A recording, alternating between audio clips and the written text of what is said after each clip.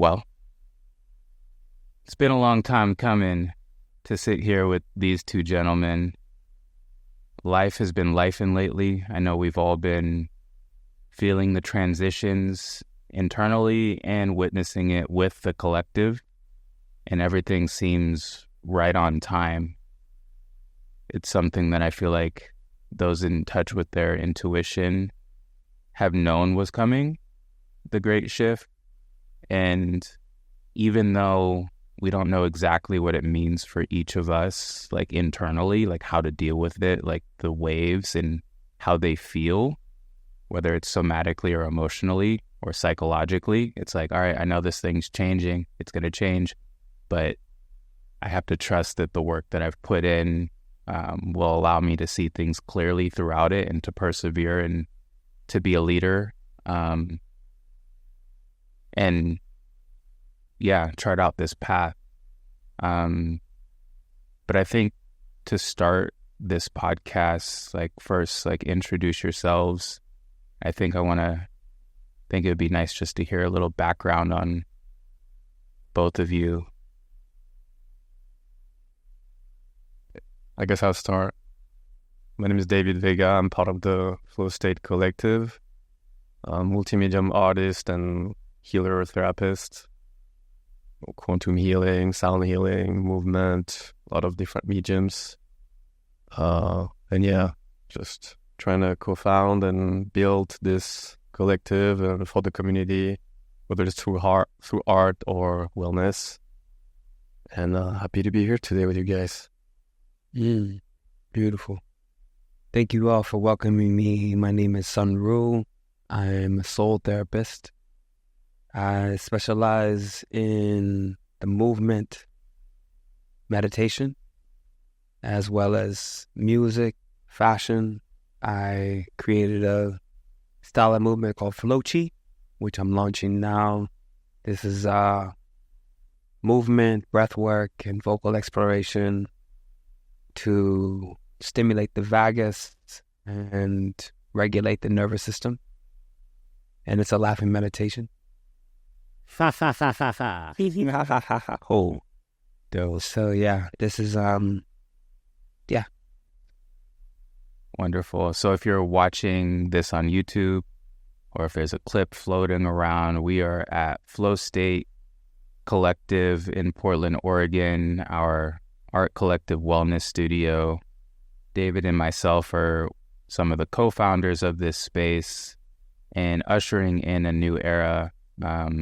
It's that conversation that we have at 4 a.m. with our friends in high school, but actualized and learning what it takes to build community and the responsibility of showing up fully and authentically and not shying away from anything, I think is the latest challenge of like, okay, like, what does it mean? You got to like stand your ground with it and not run away. And I think our American culture is so like aversive to feeling things and to sticking through things. Like if you have any sort of discomfort, like you have all of the distractions in the world to occupy your time. And it's like, okay, I'm going to numb myself with all these different things. It's a buffet of things, and you can call it productivity or whatever, but that conversation that we're avoiding is the thing that's going to help us grow.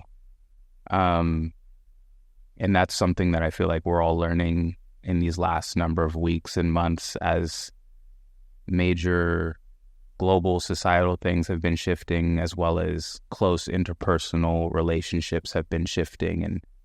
And knowing on the front end that is the work, is to stick your nose in it and to see every single fluctuation of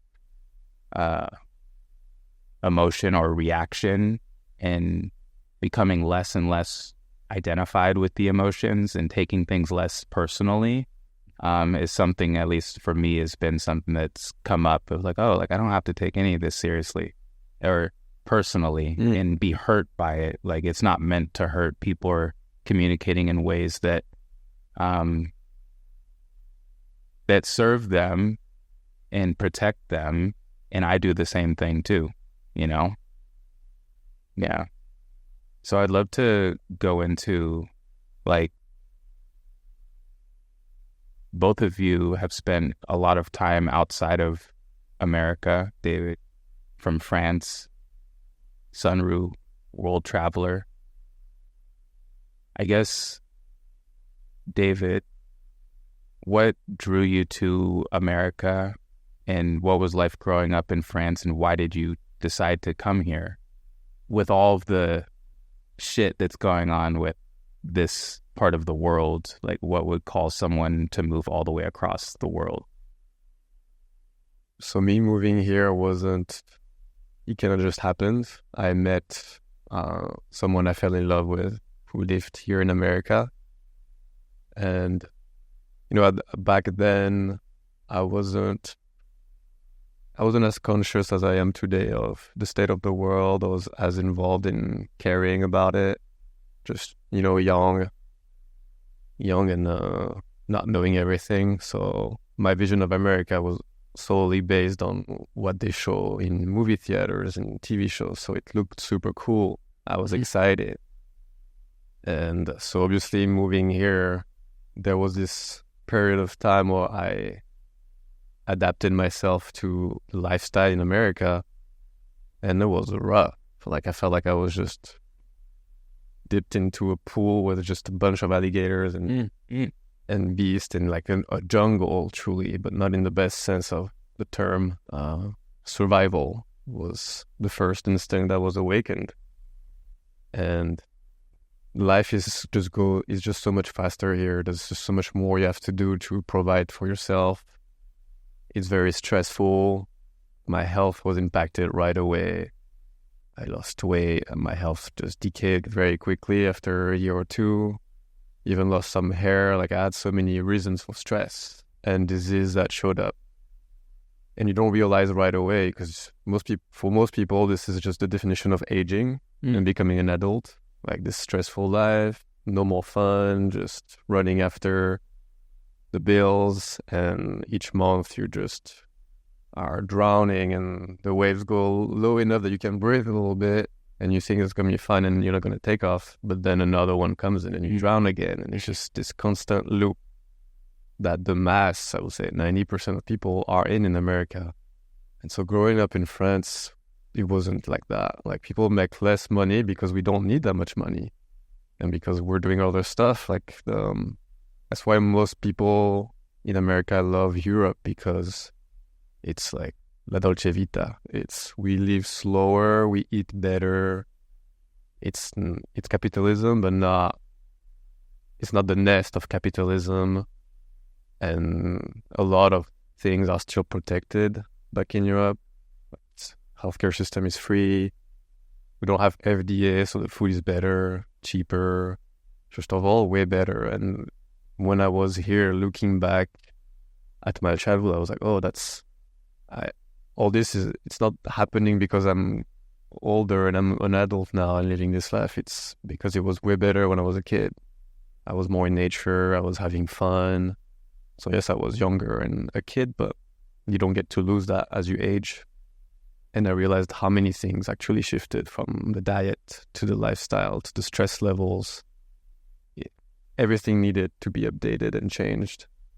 And so it's been nice for me to have a reference point to look towards, to shift my lifestyle in America and start living in a new way here at least, where we bring more mindfulness and more healthy habits back into our everyday life, because here it's not made for your success. It's made to keep you small, to keep you weak, sick, and at the bottom.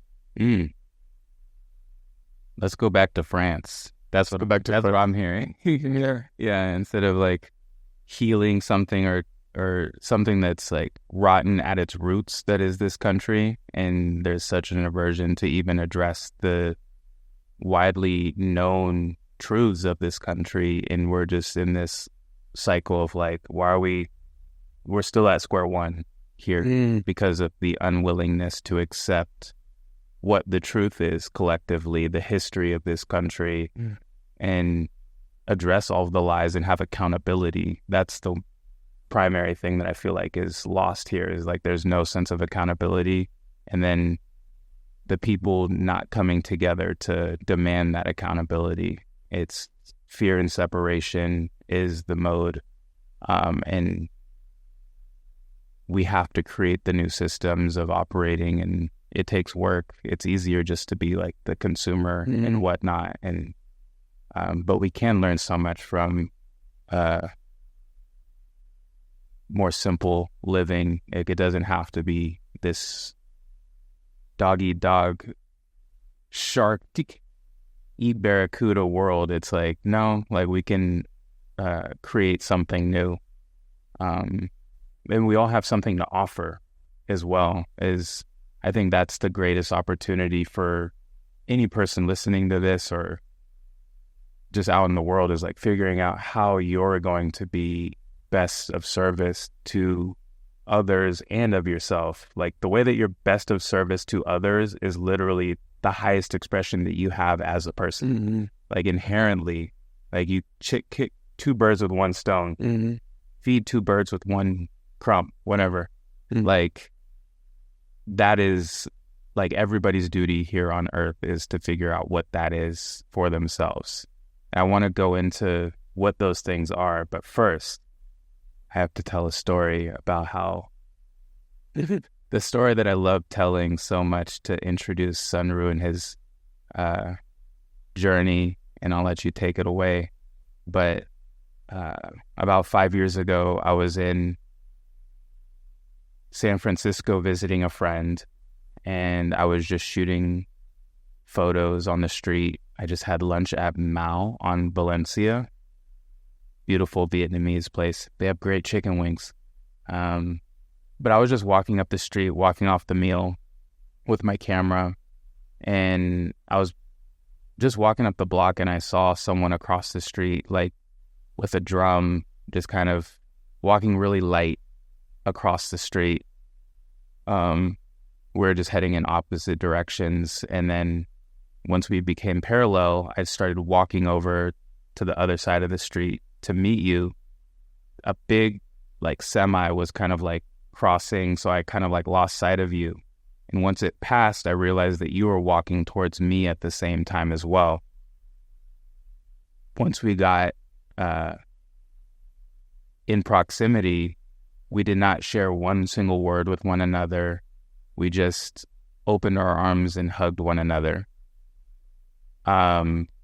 First time that's ever happened in my life. I was like, what the fuck is going on? Like, completely present in the moment. And we just kind of chopped it up really quick. Like, what's going on? Like, what's the details for the day? You had just gotten back from Morocco, and I'll never forget this moment, but we're just like, hey, so what are you doing? Like, what do we want to do? And we both looked behind us, and there was a cop car parked in the center divide of the street. And I had my camera on me, and Sunru was just like, yo, do you want to do this? And then you ran over and jumped on the hood of this cop car. I snap a photo, you jump off, and then we both agree that we could do a better job. We're like, you know what, we can go a little bit harder in this moment now. So you jumped on the roof of the cop car and struck a pose. I snapped the photo, the cops came out, you jumped off, we both ran. Like, we lost each other, and then caught up down at the end of the block, and then just kicked it, and you played some music, and that was the best photo I've ever taken in my life. Like, I can literally just quit photography now because that's the one. And yeah, the fact that you're here in Portland now 5 years later just feels like a cycle, especially at this time in the world. It's like the perfect time for you to be here and for you to share your gifts. And with that, I would love for you to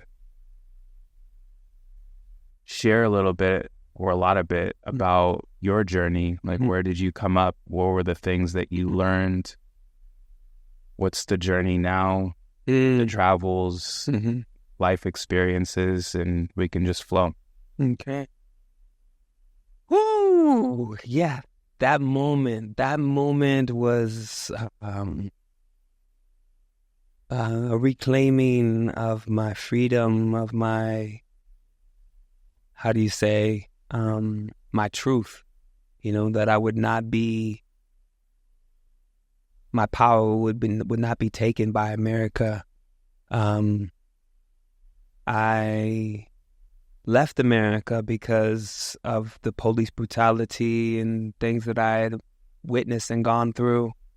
I developed an anxiety. Started having these anxiety attacks because of what I was experiencing. And the way that I started to heal myself was through microdosing mushroom. The mushroom basically started to tell me that I needed to remove myself from America and begin my healing journey. So a part of that was visiting 3 continents. I had to visit 3 parts of myself around the world. So I started in Thailand to reconnect with my soul purpose. And in Thailand, I was able to deeply reconnect and connect to the flow chi, which was something that I was developing for a long time, but I ended up putting it all together there when I got a residency at Pi Circus Hostel. I've been doing this meditation where I write everything down, write it down, watch it grow. I highly recommend this. This is an exercise where you're writing down in detail what you see happening in your life. And you're declaring it, though. It's not asking for anything or begging for anything. It's literally declaring what you see happening. So I wrote down that I wanted to manifest my soul purpose through teaching and be able to get a place to live and food and all this. The next day, literally, I go to this place and I just start doing my movement. And the director comes and is like, "Oh, wow, we really love your movement. Would you like to do something here?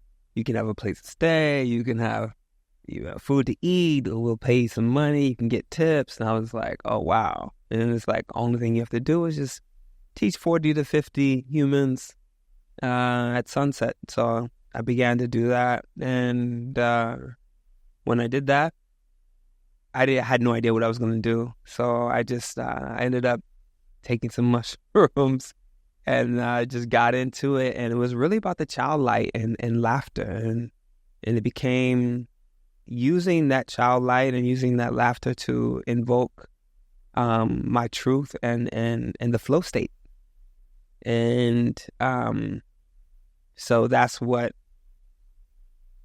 I literally started to say, let the chi flow, let it flow. And we just started doing these movements and this breath work. And then it was like flow, chi, and everybody loved it. And so it just took off from there. I grew up on the East Coast, and it was very dense out there, D.C., Virginia, Maryland, DMV area. I was raised in, a situation where crack was hitting, and, it was very dense with violence. And I basically ended up going to the West Coast to get more space and tap in. And I found a lot of freedom there. Ultimately, my journey of self-discovery took me to these 3 different places. And on that journey, I was visiting slave places where I was studying the human slavery and like what humans have gone through. So I was visiting like slave ports. I went to Mallorca. I went to Spain, where the Moors, where my lineage was. I went to Thailand. It was uncolonized. And then I got a call to go to Morocco to study Ganawa, the trance music. And there. It just had me there for like 2 or 3 years, and I was studying the 7 colors, how to heal through the 7 colors, movement, breath, sound. So me seeing you on my day back was really a profound moment for me, especially with the cop car, because I had these issues with returning to America and bringing my medicine to America, and me reclaiming my part of my power was like getting on top of that car and like, you know, just holding my energy and like, you know, that this energy of America is an illusion. It's not really real, you know, and it really gets a lot of power from what we think about it and how our minds are disturbed by it.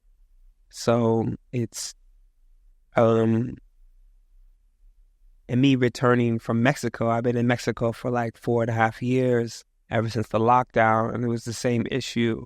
Actually, the lockdown happened a couple months later, after I had been in San Francisco for a while. And Mexico was about freedom and finding freedom through nature and connecting to my soul again. Through that, I had to go through this period of letting things go, to find that truth, releasing weed from my vibe and these vices that I convinced myself that I needed, and which blocked me from doing some of the shadow work that I really needed to do. Letting go of processed foods, letting go of these things that affected my mood and created depression or instability in my energy. So through these sacrifices, I was able to reconnect to my core, into my energy. And a part of my journey now, returning to America, is to deliver these keys that I was able to ground through the flow chi, through my new music that I'm putting out, and to be a part of this renaissance, an active part of this renaissance right now. So, like I was saying before, like before I came here, I did a show in Tepoztlan called Flow State. It was called Flow State Sessions. So I see how the universe is just so ironic and like synchronized that the first place I come when I come back to America is the flow state space. And I'm really happy to be here and see that you guys are creating a way of light, because that's what we need right now in this renaissance, is a way of life, a way that we can all share our keys and we can all grow together in a very organic way, and we can create new models of sustainability that empower us and allow us to be fully in our soul purpose. So thank you for having me, and thank you for listening to. Of course. Yeah, no, it's all in perfect timing. It just becomes more and more evident. Something that I like, going back to that photo, is like you are casting a counter spell, like against what has been forced down our throat, like this belief system, this way of being, this way of thinking, all the knowledge that has been suppressed and destroyed, inverted and used against us. And part of that reclaiming is uncovering those truths, and they're already within us. Like the truths are already within us. Like you don't need to look in a book, even though there's a lot of great texts out there that can help us, that can direct us towards this inner knowing. Because if you think of it, it's like every single thing that's written down is an expression from within, or an experience or an observation, but rooted from within. But yeah, the deep, insidious, intentional harm that this country perpetuates is something that we are collectively fighting against. with our love, like love is the tool that we're using. Something that it's coming up is that a lot of the work that we do forces people into discomfort, because we first to get on the other side of, and this is a continuum, we're never stopping the healing, but it's always a confrontation of self. And if someone has not started their own healing journey, like they think it's like, oh yeah, I'm going to sign up to a yoga class, we're all going to do like this women's circle and like talk about our stories and whatnot, and you leave feeling good. But I think what gets lost in the commercialization of wellness, of people coming together, ceremonies, yoga classes, and all of that, is the confrontation part where you strip away the story that you've been fed or that you keep telling yourself or avoiding your work. And that's something that I feel like all of us are committed to, is saying yes, and yes, like we can have joy and we can dance and play and sing. But when we're alone at night and there's no one else there, like, are we taking that time to really look at ourselves in the mirror to ensure that we are not running away from ourselves? Because it's easy to run with the optics of, hey, like, I'm doing this stuff. And then when shit hits the fan, and then it's like, oh, wait, you're unaccountable to your relationships or your people in your family. And like, you're not that. Like, that's why like this work is so important, and to have integrity with this work, because it's something that I personally like respect. It's like there's people that have come before us that have given us the keys. They didn't say it was going to be easy, but they created clear directions as to how to go about this human experience, wanting to seek truth. But I feel like America, in its persistent malevolence, has shifted it into, here's the optics of it, here's what it looks like, but then the core is rotten. It becomes very performative. Yeah. With very little integration. Yes, the integration element of it is the most important part. Yeah. Do you have anything to say about that, David? Observations? Yeah, if you like the lifestyle in America, put your hands up right now. Nobody put it up. We're all aware of how bad it is, of how difficult, and the things it put us through. And we all have consciousness. We all have this voice inside that says, this is not a good thing. This is a good thing. Like eating that French fry, not a good thing. It's for pleasure. It's nice. And it's just, there's no choice. We know what the right choice is, but we tend to just avoid it because we've been accustomed to not have to. We've been accustomed to not have to listen to consciousness, to the good decisions, and that's just, it was made normal here. It's like, oh, it's normal to not be conscious here. And now that we have to do it, it feels like a daunting task because you've built your whole life without consciousness.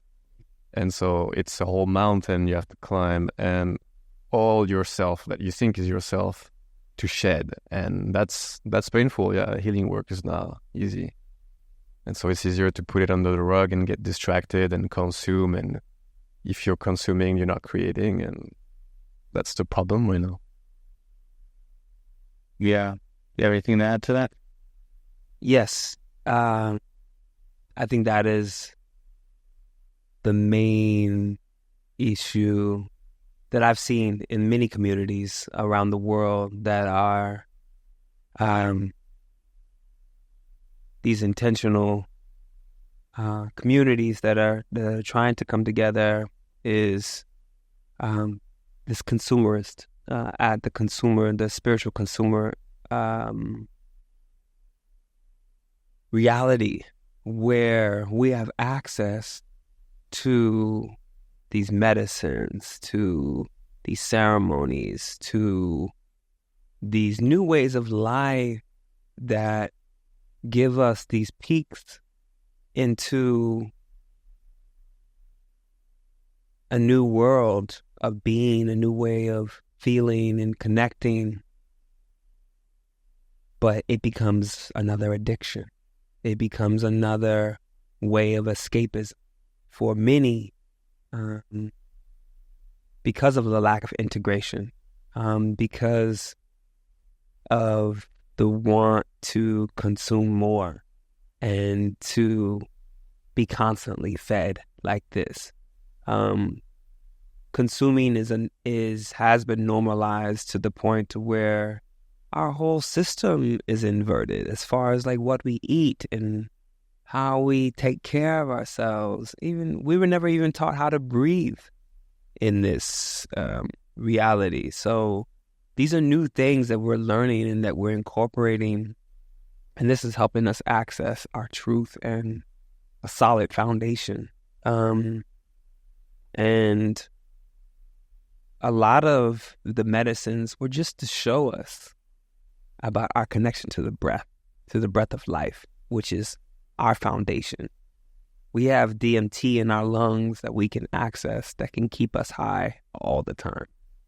And for us to access that every breath and walk with that wisdom, because knowledge alone is not going to get us there. We have to apply the knowledge in order to activate the wisdom and for it to become a real movement. Yeah. I noticed even in the shifts of, all right, we're creating a new reality, like how much resistance there is. Even like the mind comes in and like wants to revert back to what is known, even if what is known isn't giving me the results that I want it to, but it's just a sense of control. And it's like always like, okay, like come back, soften into it. And I think to something that is difficult is that when wellness or like opportunities to heal, opportunities to connect with truth are treated as like one-time events rather than a lifestyle, and making it a lifestyle, and it's a conscious like rebellion to what you know. That's the hard part right there, because it's like, hey, like, am I just fucking off right now, or is this the fucking way? And there's the mind steps in to tell you to like, no, like you gotta go back to the other thing. And then, but it's like, but it feels so good over here, and it's fucking great. But then, like, things need to get done, and you're like, oh, fuck, I need to get back. So I noticed that in my own just like days of like how to like have as much flow as possible, but then notice when the stress does come in or when the tension does come in to soften around that. Like the frustration, soften around that and recommit to community, recommit to brotherhood, sisterhood, and presence in those moments, because that's the thing that reminds me that it is like, no, it's all of it. Like it doesn't like leave. It doesn't go somewhere else and then like I have to like flow my way or microdose my way to it. And like, no, it's always right here. Like the new way, the new like fabric of relating with one another, like it's always present if we sink into it. And yeah, so that's the dance recently of like those little moments of like I'm fucking pissed off, and then it's like then I'll go deeper into it and connect and not run away from it is so healing in its own, because you can transform this reality just by your attention and intention. Yeah. You said it, an alchemical process. We are alchemists. So that's what we're doing. We're transforming a lot of this darkness, a lot of this suffering into medicine, into ways that we can heal and we can become positive reflections for each other. You know, I think that's the key right now. We've been talking about reaction and how we react to things that happen to us in our life. And I think that's really crucial, to remain neutral and also to breathe into it before we react, so that we come with a full awareness and a full presence before we react. Or if we react at all, we don't necessarily have to react at all. Just being aware. And if something is false or if it's an illusion, let it pass. Don't give it any energy. Don't give it any reaction, because then you make it more real and you give power to it. So this happens as we rise, as we ascend, as we get more powerful and more awakened. We get tested by the universe to see if we have integrated. And this is what a lot of us go through as we manifest partners in our life, jobs, different things that we call in, but then we have to be responsible for, and we have to be accountable for it. And then things change all the time. People change. We grow out of people, and we have to be able to go with the flow and find our flow state within that. It's not written in stone about what is to happen, but keeping that flow state, keeping grounded, keeping connection to nature, all these things really help us move the energy and allow new things to come, flow in. Yeah, it's really the commitment to all that, like showing up to yoga class every Monday and then going back to consumerism and watching Netflix on the couch. That's not healing. Or seeing your therapist every week. It's like, so what do you do about what your therapist says? And also, are you just speaking for hours? It's like, what is the real work and what is the lifestyle that's needed to shift? Because it's not by small pockets that you're going to change your whole life. It's a full investment, and it does take time. We have a whole life.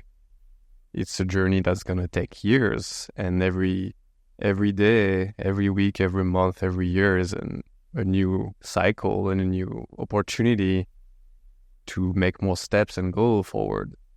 You can't jump and get there right away, but you can make some leaps and surely make your way there. But humans, unfortunately, have the tendency to need to hit rock bottom, to be in true pain, to really be in the discomfort, to finally do something. And not to put myself outside of that box, because that's what was needed for me. It was deep pain, loss, suffering, failure, for me to realize, okay, I need to do something, because if we like our comfort, why would we change it? Mm-hmm. And life was designed to be so comfortable that we wouldn't want to even escape from our cage, not even realize it is a cage. So yeah, it's like, gotta commit to a new lifestyle. And hopefully this podcast or whatever inspiration you can get out there to start your healing journey before the pain, before the cataclysmic event. And if the collective doesn't, then we'll have to watch the next pandemic or earthquake, when we won't have the choice, then we'll have to shift. And that's going to be a little harder than when you have the luxury to just do it because you want to. Yeah. So, yeah, we have too much luxury, or at least the mentality of luxury. We decadence, limitless time, and I'll get around to it when I get around to it type stuff. And the next pandemic's coming. Regardless of what we think, it's we don't get to choose what it's going to look like. Just look into the corners of the internet. Somebody's whistleblowing right now on something that's coming out. That's the thing. It's this revisionist history stuff. It's oh fuck, it's already written. They already they've been saying it. Yeah. Regardless of what it is. The mosquitoes are coming. The mosquitoes are coming to get it. They're oh. The next pandemic, or I'm gonna drop a rock in the pond. The side effect of the vaccine. It's coming out. Yeah, people are getting sick from this, and That's a whole trip that what we had to go through to protect ourselves and to not fall in line with this corruption that was purely about making money and also genetically modifying our genetic code so that we are not in our full power as this activation happens. And that was served with fear tactics, like forcing people to shaming people. And how does that sound good? Dividing community and putting us against each other and us versus that. And then the thing that gets me the most, like during it, I'm like, okay, like this is how y'all want to rock, but like this like selective amnesia of like not even acknowledging the shift of new information coming out completely destroys your original position. That's the part where I'm like, hey, I'm not going to drag you through the mud like you drug me through the mud, right. But what I am going to do is look you in the eye and receive that apology. Like, I'll be here for it. I'm not going to shame you, right? But say that you're fucking wrong. And it's been crickets. It's been crickets because of that, of being wrong. And people, even though that new information was released, people refused to release their beliefs. And that's where the cognitive dissonance came in, and people refused to let go of their support for something that they know was inverted and backwards. And all the information was there from the beginning too. It was largely a lot of that. Trust the science. That was like the whole thing. Trust the science. The science was for profit. And the science was corrupted by our corrupt politicians who were bought off, our medical system that is all about sickness. It's not about you being healthy. It's about you being a good customer, being sick all the time. And we were talking about this the other day about how doctors aren't allowed to even say that you have parasites, so that you don't go to the core of the symptoms of your sickness and heal them. So the whole thing is like to promote a cycle of sickness that you will always have to come back to the establishment. To get right. Don't do that, because take the pharmaceuticals that have been designed for the revolving door so that you come back and buy more. The true pandemic is the third eye being blind. Nobody sees the signs. And that's why we need 10 years to find out that there was a problem in the first place. Like, people won't believe the results from the studies on the vaccine's effect until themselves have cancer or whatever thing from it. It's like, we do not look for the signs, and that's just not for that. It's for everything. It's everything the effects before it gets worse is like it's step by step. Like, you eat food, for example, and you have like indigestion at first, and then you get some cramps, you get bloated, and now it's just all the time, and eventually you have an ulcer, and eventually you have gut cancer, and your body's been telling you for years, and we just never listen because we don't look for signs. We're not curious. We just swallow whatever we receive. We don't try and question anything. We're just asleep. Incurious humans. If I'm wrong about something, great. Like, now I can be rediverted to the truth. Wonderful. Like, I don't lose anything by being wrong about something, and then now having the information to apply to my life to create health, wealth, and abundance for myself and the people around me. It's like, it's just information at the end of the day, but it's like, that fear of being wrong or having to apologize, that discomfort is more uncomfortable than like having a fucking heart palpitation from something that is a fucking experimental drug. Right. It's like, you'd rather go through that, like actually have something physically wrong with yourself, than say like, hey, Uncle Jim, like, I know that, like, I said you were crazy, but I did look at this study, that the New York Times finally put out that America funded gain of function research in China, which effectively states that they created the virus in a lab. Mm-hmm. Like, they literally just came out with that. Like, just like AIDS, just like a lot of the diseases that were created, all of this is man-made constructs and manufactured for genocide. And it's been a genocidal culture. The settler colonialist project of America is designed for this. It's designed for the enslavement of humans and the harvesting of energy. That's why paying taxes, and what are, our taxes going to war, our taxes going to funding the enslavement and the extraction of resources around the world, And it was interesting when I was listening to you about France, and it just came up to me. I was just like, oh yeah, it's so comfortable in France because they extract so much from Africa that it's just like Europe has lived comfortable off of extracting resources from Africa, the Congo, from all of these places. And we live comfortable with our new iPhones and our computers because of this extraction and because of this life of decadence that has no real,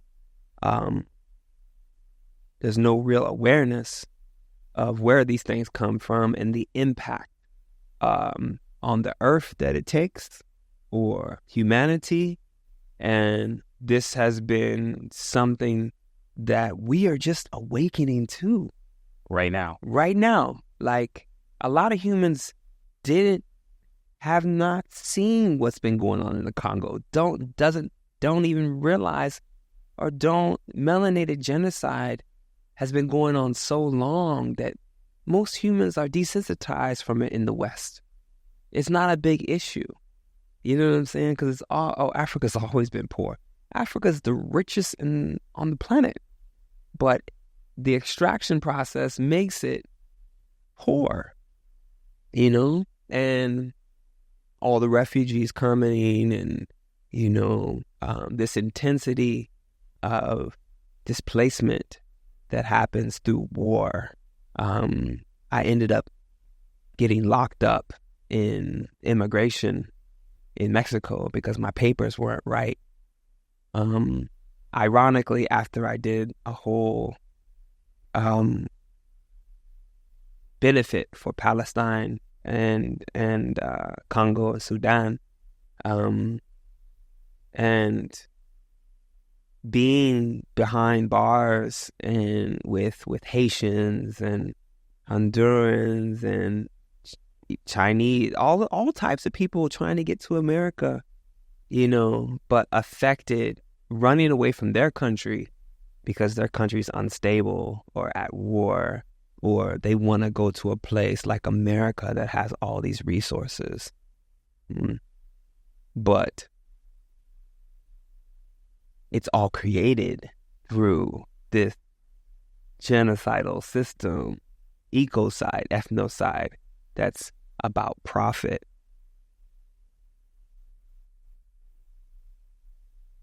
Yeah, don't get me wrong about France. It was nicer than here, but it's still the colonial imperialism that birthed America. Mm-hmm. And it's all based on privilege and all this good stuff. So, yeah, same difference. Same difference.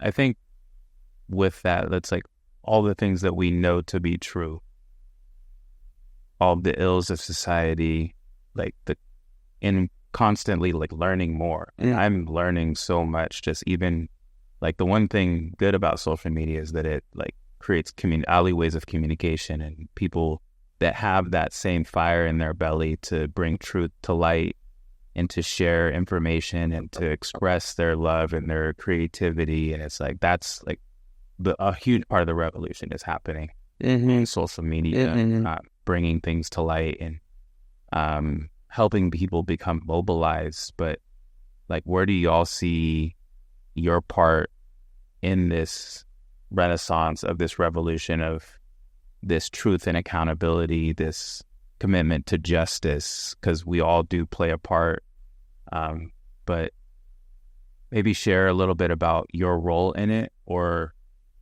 expanding onto like what you feel is the way forward for us as a human race. Well, personally, and we've talked, and we've had the similar vision what the future looks like. Helping ourselves, because one of the first lessons is like, you're not going to force someone to give up the very thing that creates their suffering, and we're not going to suffer ourselves trying to convince anybody to do this work. It's you do it for yourself, but we'll try our best to convey and inspire people to do it, and that's by awakening their consciousness, like helping people truly differentiate their ego, the mold, to who they truly are, their soul, so they can stop shifting from one to the other, because one is just imprisonment and it's just a cage, but the other one is the true self, the true freedom. And through different healing mediums, everything is a door when it comes to yoga, breath work, sound healing. It's one way to connect to your soul and to experience something that's not Netflix or drinking in bars, watching basketball games, all these things we've been doing that just distract us. And it's going to take years to shed all that if we have years ahead of us. But trying to help, and I do that through my one-on-one healing therapy, where I just hold a mirror pretty much to people on the parts of themselves they are avoiding. They put under the rug the parts that they hate, or the parts that they have yet to even meet with. So, and that creates an awakening of consciousness. Like, see the subconscious as the part of the iceberg that's underwater. Well, the awakening is like, of the subconscious, is getting those subconscious parts of you to awaken by turning conscious. So it's like you become bigger. The more you awaken your consciousness, the bigger you are. And that takes to let go of the ego, which is just a small piece of you. Like, for me, being white, being French, it's not an insult to how I feel and who I am, but it kind of is now when people only see that. It's like, that's where I started. That's my body, but that's not my soul. It's like, it's the brand of my car. It's like, oh yeah, it's a French white car, and it's the one I got for this journey, but that is not who I am. That is my ego. And so try to like get beyond the appearance and truly connect to energy, because energy is what it is. It is pure, and it is truth. And so, helping people connect with that is my mission, whether it is through podcasts like this or healing sessions or just conversations, whatever. I see us just eventually having multiple communities around the world, and that are creating this way of life, and outside of the system, outside of this matrix of suffering and of money. And that's where I'll be. And I hope that's where you will be too, because this is where we'll be free and where we will feel good. And that's a life we need to dream, because if you're born in a world that you don't like, it's because you're here to create a world that you will like. And that's what we're here for. This is what this lifetime is about. Working on that shift. Old Earth towards New Earth. And it's already happening. The split is already happening. You can tell. We know you know. We know you know. Yes, we are shifting, and it's beautiful. It's a full-on renaissance happening. This is what called me forward to America right now, is that we need everyone on the front line, bringing their keys to the table, and no one's coming to save you. You have to save yourself. You have to activate yourself. The true power lies within you. All the keys lie within you. And this is part of my journey on this planet, is to heal the root through art, through connecting people back to their soul. That's why I call myself a soul therapist, because I use music, I use the dance, I use my fashion, I use different ways to influence people coming home, humans coming home to their soul purpose. And like you're saying, yes, you are French, you are white, or there's an Asian person, but we are souls. Our souls are eternal. And we've done this dance. This isn't our first rodeo. We've been on this earth in different dimensions, moving energy, and we made a decision to come back here now to activate this energy, to usher in this new earth, and to allow ourselves to be fully present so that we can literally create this way of life. I'm using this flow chi that's coming through me to activate as many as possible. So I'm launching this globally and launching an online course to give folks these downloads about how to activate the energy, fusing the trinity of the movement, the breath work, and the vocal exploration. I'm using my music that is a fusion of all styles to inspire with lyrics that create an awareness and a consciousness and an upliftment. I'm deeply into the art therapy and creating retreats for humans to gather, immersives, workshops around the world, in nature, in beautiful places that have been created for us to live a more sustainable lifestyle. And like we're saying, this is a lifestyle. It's not like a one-day thing. This is a journey that we are embodying right now. I don't see myself here in America for a long period of time. I feel like now is the time to harvest and to activate as many as possible. And we have to create that way of life that is connected to this earth, growing our food, growing our own food, tending to our gardens, relationship-wise. Know your relations, know where your water comes from, knowing all these things, becoming all these things.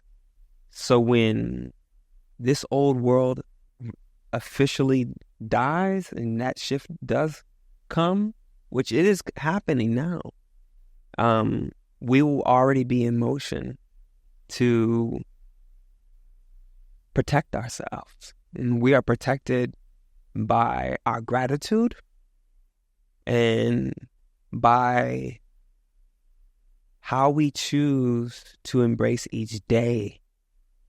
And I find that to be a miracle.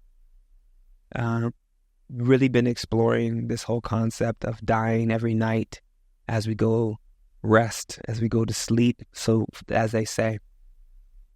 And that our body has the opportunity to heal itself and regenerate. And then we're resurrected in the rising. We can infuse and program the day by intention, by affirmations, by meditation, by gathering, by activating each other, by sharing these modalities, these ancient modalities that we learned in the temples back in the day. And I really believe that we are resurrecting that temple life where our quality of life is prioritized, where we're eating good food, sharing that food, taking care of our temples, making sure that we're in tune with the energy and there's enough space for the upgrades that are coming. We're all being blessed by the new sun energy that's coming through these solar flares, and this is all activating our DNA right now and allowing us to remember our way, and also what we'll be doing on this earth in days to come, So, like a computer, I believe we are like walking computers, so we have to make space in these computers, let go of the junk mail, you know what I'm saying? Spam. The spam, so we can get these new upgrades and these new programs and,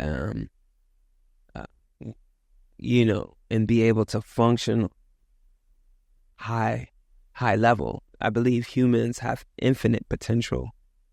And when we're in the right settings and when we have the right attention to take and space to grow. Like a plant, we're just walking plants. We need space to grow.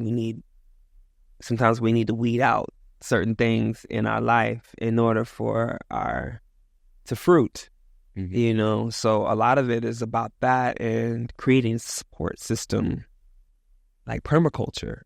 We create a support system within our community. Soul Fam is like a good example of that. Soul Family are people who support you, who check you when you're not aligned, who reflect you in a positive way that uplifts you and keeps you inspired, makes you accountable for your dopeness, for what you've come to give, So I feel like a lot of our journey right now is to inspire each other and to make each other accountable for the keys that we hold. That will shift this world, because enough of us aligned within this frequency create the reality, literally. And that is the truth. The false reality will fall and will dissolve or will split and go its own way. Yeah. And we will go our way and create the new earth. Most definitely. Thank you both for sharing that. Yeah. It's the way. And it requires so much, like, we have to be courageous during these times. Like, this is a courageous ass conversation. And huge shout out and support to others out there that are speaking their truths. Right now, there's so much pressure to conform. Like, you get shamed, you get opportunities taken away, you get threatened, like so many things. Like, the devil is coming out for anybody who's speaking up against empire. Like, and who's the devil? Because it's an energy. It's a, yeah.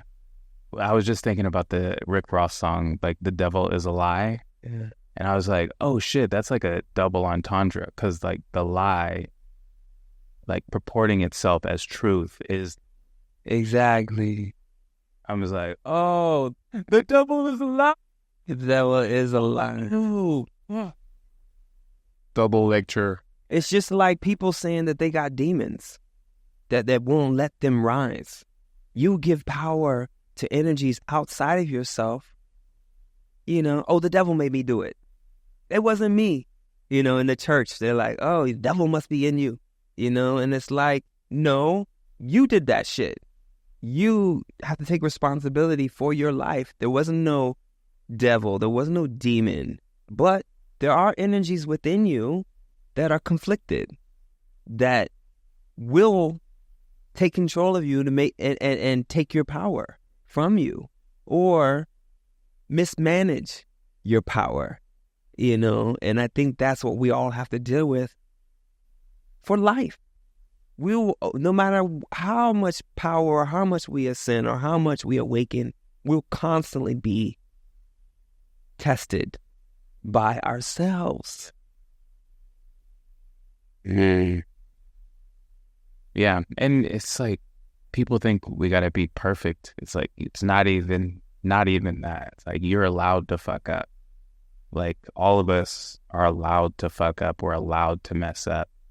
But as people that are on the path of awakening and growing our awareness, even if it's in hindsight, it's like, I couldn't see it then, but now I can see it.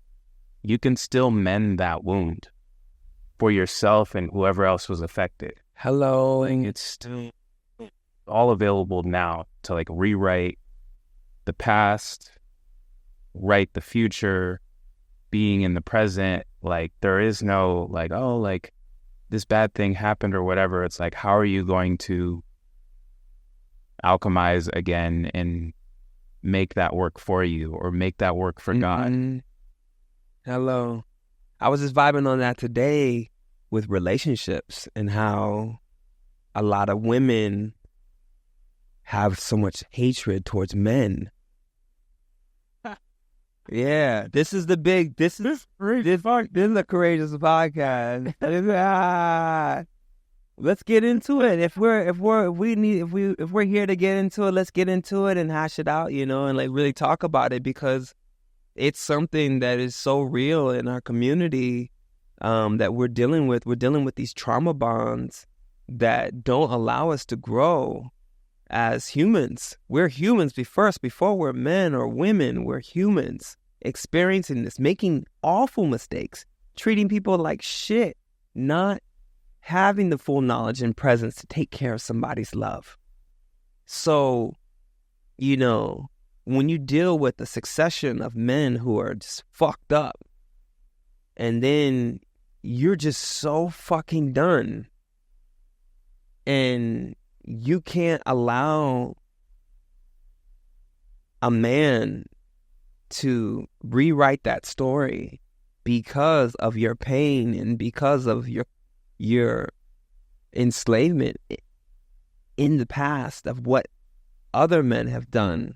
I believe this is one of the biggest blocks that's going on in the community right now, that's not allowing us new love or to rewrite that script.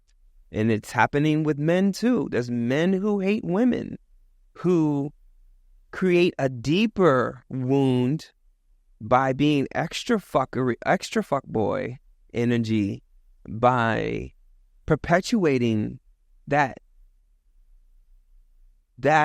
wound, or perpetuating that pain by womanizing and taking advantage and sexually abusing and creating violence towards women and not giving them the proper love and attention that they deserve, So I just want to throw out there to all the men, all the women, all the humans out there that are loving, that are healing, that we have to let go of the past.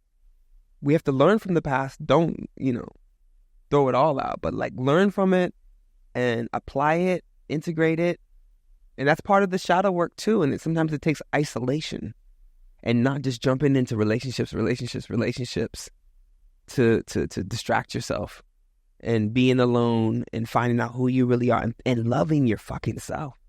Loving yourself enough so that you clear out all that hate so that you attract a pure love. You attract what you are, And it's like people sometimes fall into this trap of attracting the same energies over and over and over again. It's like, so it becomes almost like a reality that all men fucking suck and are shit.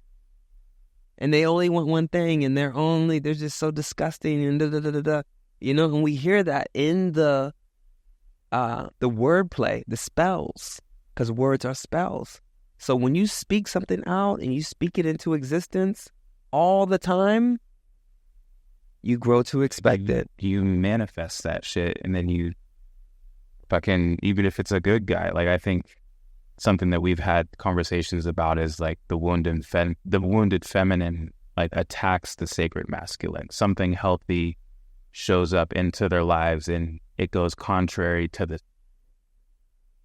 and they don't want it. Or trash, and then they're like, oh, I have to make you bad, right, in order to fit my and protect myself, and to not have any accountability towards how they've been showing up.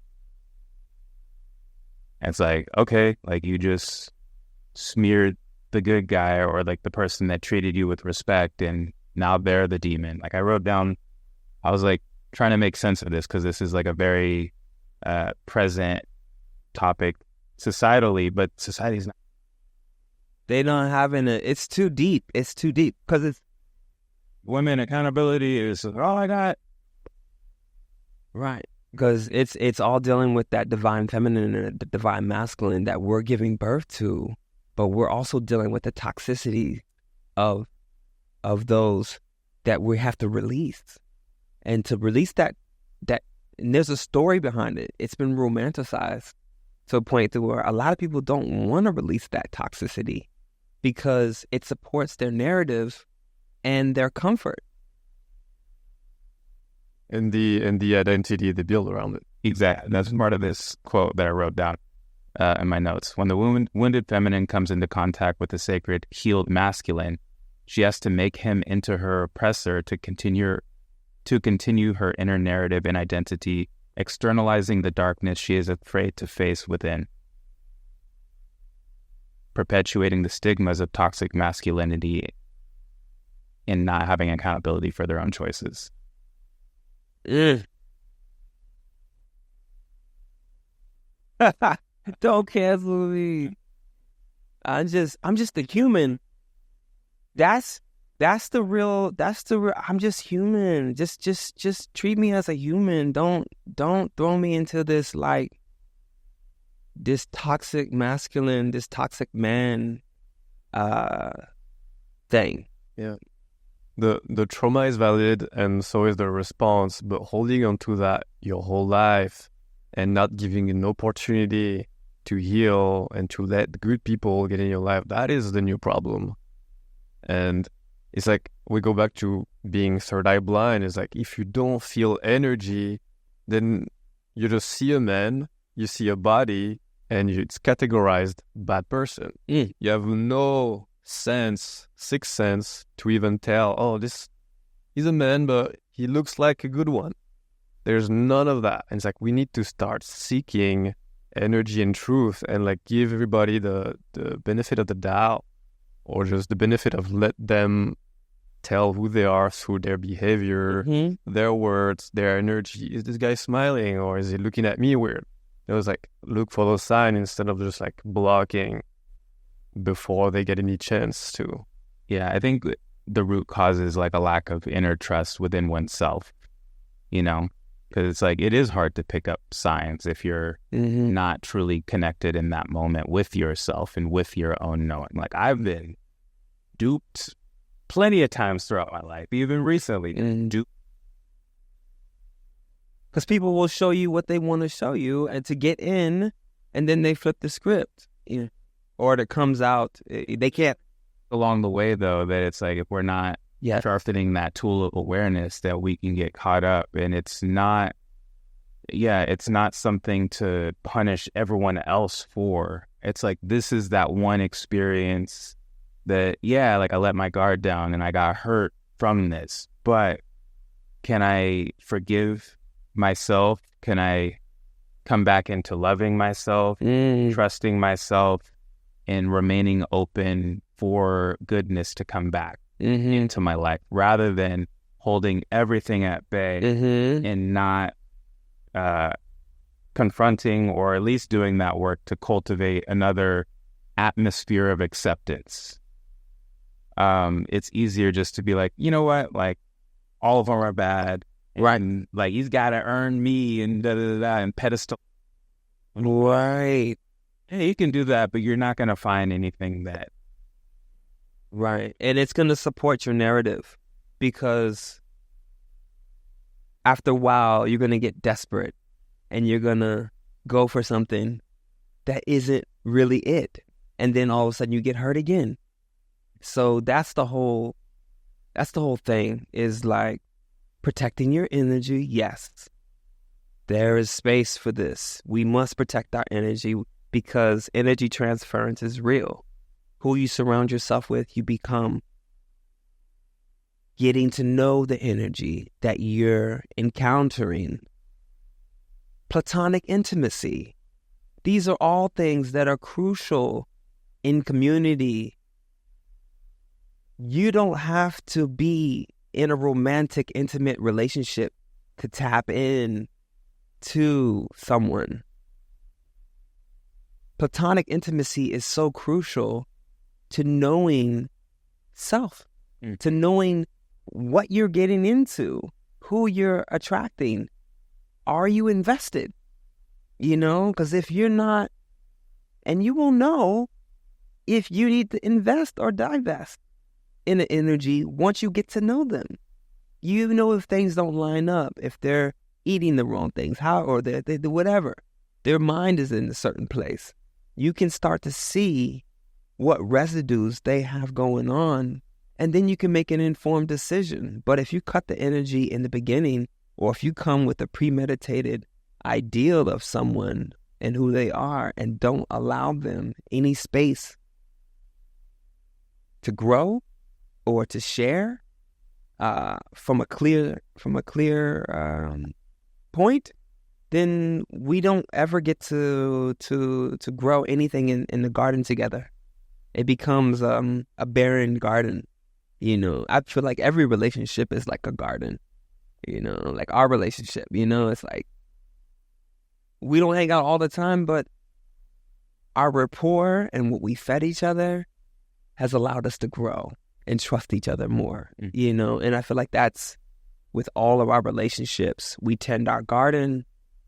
We support each other regardless of where we are in our development. Yeah. Maybe you're not in the space to be in a relationship right now. That's okay. Let me love on you. Let me love on you anyway and help you grow, and you can help me grow. And maybe down the road, maybe we get something going. There's no attachment and no expectation though. Yeah. But we're consuming relationships just like we're consuming everything else. You know, it's like the thing with dating when I was like, oh, next. Okay, didn't work out, next. And then you end the relationship and you're already on to the next. You never have time to heal the narrative. And so you keep attracting the same story, and it's being reinforced every time. And the thing for men and women who haven't taken the time to heal their relationship with the opposite sex is that there's either you'll end up with the stereotype of what you hate, or you'll end up alone. Like, nobody who's a healed person is going to come and take that and like put themselves lower. It's like you attract what you are. And if you want better for yourself, you're going to have to be better for yourself. This is where the whole thing of like fasting or celibacy, these things are like completely foreign in society. These are like, how are you going to do that? How would you do that? You know, people are like, what do you don't eat? And it's like this very strange thing. Oh, you don't have sex? And it's like this taboo thing. Whereas you actually get to build energy within yourself. You actually get to cultivate. When you fast, you actually get to give your body an opportunity to heal itself, to clear itself of energy. So we have to redefine that as well. It's like being by yourself doesn't necessarily mean that you're going without. You know, it just means that you're redefining who you are and you're reestablishing your foundation and you're making it stronger so that you can attract something that resonates. Yes, that's what we all deserve. Like taking a break from our own sense of self, our own narratives that we keep perpetuating. Like these days, like people might as well just like have like scripts in their hands and say like, all right, like here's my first date. Here's the script. Like read it and play this role. And they're like, what is this? Like, why are you handing me a script? And then you get mad at the person for not playing the script in the way that you want them to. They're like, yo, I'm here to meet with the person and to dance, to interpret a new dance. Yeah, to create a dance with one another. Mm-hmm. And we're not even getting the opportunity to do that. It's like, it's like, read these. Yeah. Or folks are like, I don't want to dance. I don't even want to dance. So that you don't even actually get a sense of what we can actually create together, because there's no willingness to learn or to experience something new. Yeah, I do like what you were saying about platonic intimacy, because it is intense. Like, just, it feels like psychedelic, like just feeling like the layers of protection that you have, because you can do a lot of work even in conflict resolution, or just becoming, like, having physical touch with friends and whatnot, like, without having like the stories and the narratives of the past, of like the relationships and experiences that were harmful, but allowing ourselves to step into that almost like portal of proximity and spirit and vulnerability. It is like coming back to vulnerability after. Worded. That is a hard one. Yeah. That is so hard. And like, just like say, yeah, like I've been burnt hard all throughout my life since I've been young, like till to this day, just one after the other, these big, like life-shattering fractures of relationship. And to the point where there's, at least in my own life, like there has been like keeping a distance, people at a distance and at bay, even though it's like, I know I can trust the ones that have shown up, and they've continually showed up, and there's still like a little buffer zone that I give myself. But then it's like the people that don't deserve it, they say the right things and all that stuff, and then it's like, oh yeah, you get free reign. But the idea of taking that time to heal, to have accountability for all of the things, like, I don't blame nobody for shit. Right. Nobody for shit. Like, how somebody treats me is because I allowed them to treat me like that and handle themselves in that way. I don't get to choose how people show up, but I get to choose to come back to self, to forgive myself, to slowly venture back towards the vulnerability, because that's where the love is. The truth is. That's where the truth is in the vulnerability and willingness to see it fully and not avert and run away and get distracted by the other stuff. And one thing that helps with that is being able to assess what is real in your mind. Because how many times did you dwell on those different people that hurt you? How many times did you play it out in your mind over and over and over and over and over again? Our thoughts impress our reality. So if you're constantly grinding on how someone hurt you, or you're putting that out to other people, I can't find nobody. There's no one out there for me. And you keep saying this, you're literally spelling, it's abracadabra out here. We speak everything into existence. So if you're constantly on this wave, and you don't spend enough time with yourself to differentiate what is real and what is illusion, what has been fear-based, what has been created from your fear-based, from your trauma, you end up trauma bonding. So that's what happens when people are like, they get a little impatient and they find somebody else who's a little fucked up too. And they're like, oh, we can be fucked up together, and just kind of like, play out the cycle again. Because we're either doing circles or we're doing spirals, and I think that's what our journey on earth is really about. It's about us learning and evolving our souls. So we will repeat the same things over and over again until we get it, until we literally digest it and integrate it into the reality, and I think that's why a lot of people like after they make a major accomplishment, they really thank their partner. They're like, oh, I just want to thank my partner, my love of my life, for supporting me and being there for me through the thing, because we be tripping out in our minds. And when you have somebody who loves you and won't let you fall and won't let you slip, it builds a love, like a force field that's like, you feel like you can do anything. And I feel that sometimes when I align with a love that really supports me and really sees me, I feel like I can create anything, and that's one of the best feelings in the world.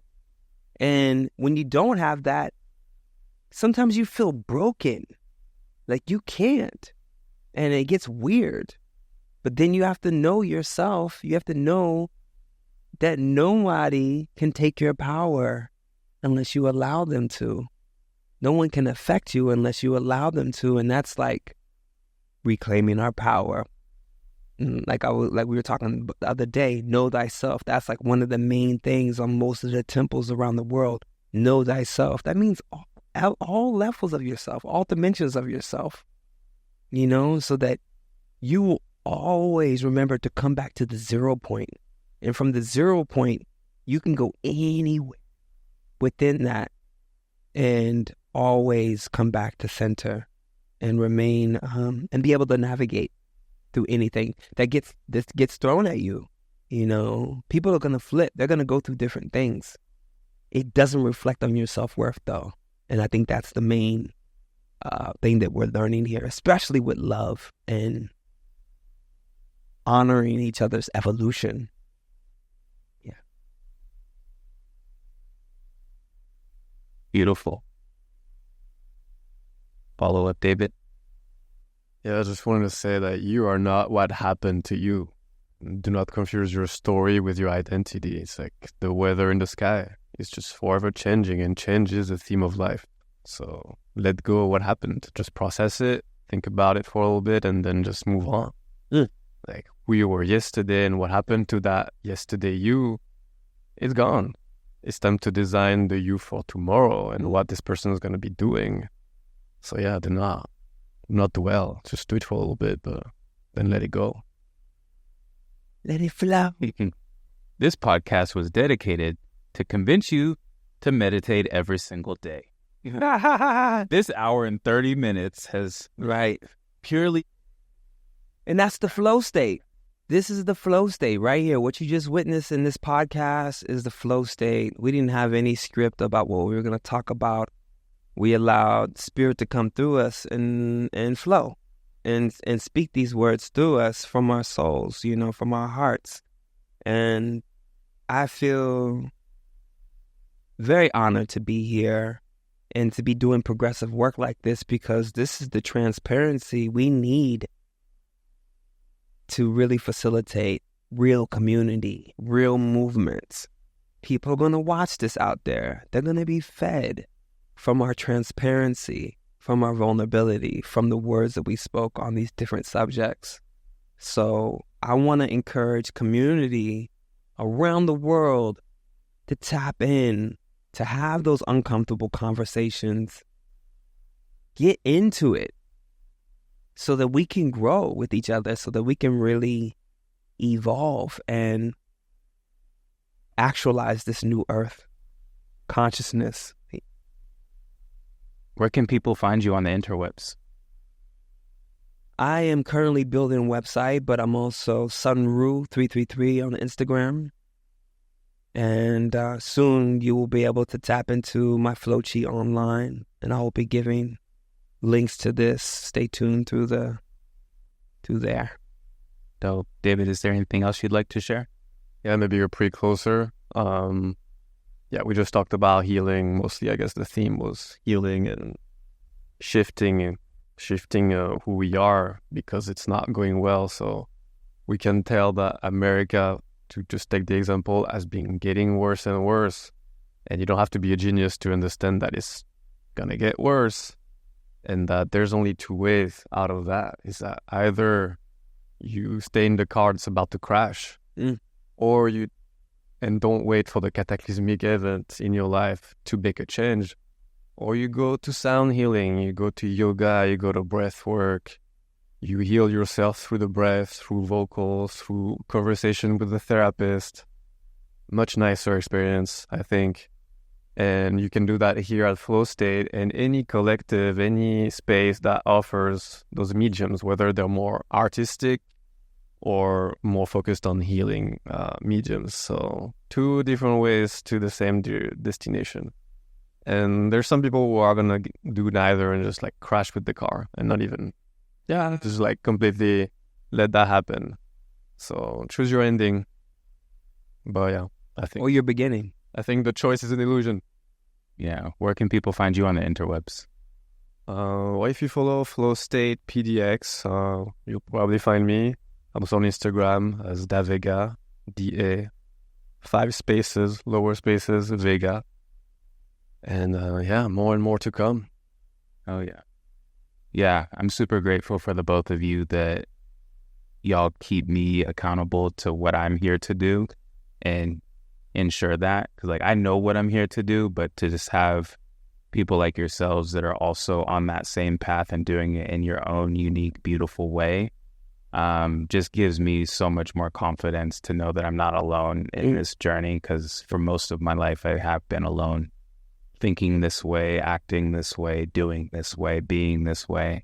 And just to know that we are helping facilitate and turn on so many more lights out there into making this a global connected society. We know that we're in our purpose and to trust what is being communicated through us and being unwavering around it right now, like bravery, audacity. It's like the cat's out of the bag. Like we ain't going back into that bullshit. Like no more silencing ourselves. Like, yeah, it's 10 toes down from here on out. People were like, his tone has changed since the last podcast. It's different. We're changing. It's different. Like we're not meant to stay the same. The whole point of this is to grow, to learn, to forgive, to accept, and to fucking kick ass at the same time. But yeah, I just want to say I love you both. Love your brother. Yeah, love you, and I'm thankful for being here because this is my first stop on my tour through America. And I feel like it's setting the pace because this is what I want to be a part of, is intentional communities that are creating new models of sustainability within the density.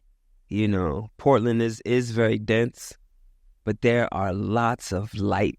There are lots of beams of light and spaces that are being created to facilitate our healing. And so Flow State PDX is one of those.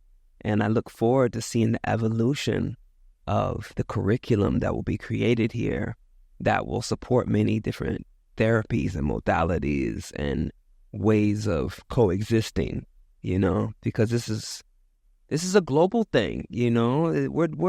We're done being localized. We have to think globally.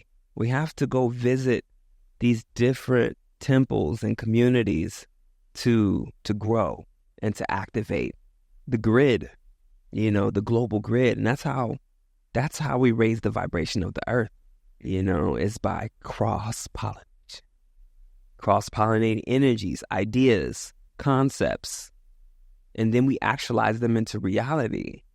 And that's how we evolve our souls. So thank you, Flow State PDX.